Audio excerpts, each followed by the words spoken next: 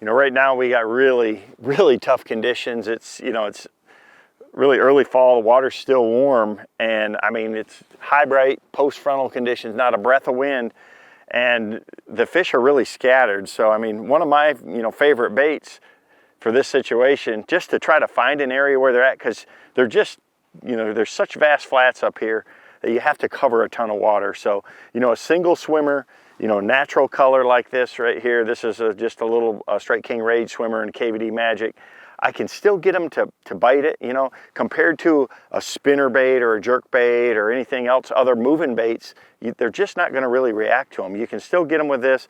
I can slow it down and kind of scruff it along the bottom if I need to as well, but it still allows me to cover a lot of water. So I'm just trying to find an area that's got some fish in it, because I don't want to have to go and fish a Ned rig or a drop shot or something like that. You just can't cover enough water. You'll never get to them first. So this is a great way to put yourself in an area. You can still get bit with it. They'll follow it at least, and you can find an area where you can slow down and finesse, but until you've got them found, you can't catch them. So that swimmer really does the job for me.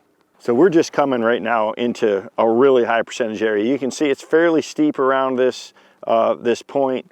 And right here where these lines widen out, that's where it's going to be. I mean, if you look here on Mega Live, there's bait down here on the bottom. There's a lot of emerald shiners in this lake. You can see it there on the edge of the break. And that's what these fish are going to relate to, is those little grassy transition areas like that, where there's a lot of, you know, bait pods and things like that. So I'm hoping to find a school of fish here.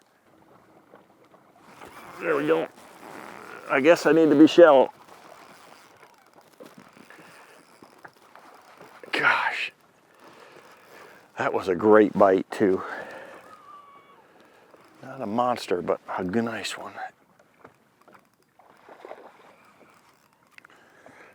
I mean, we have been just covering a bunch of water with that Rage swimmer, looking for him. That's a little chunk.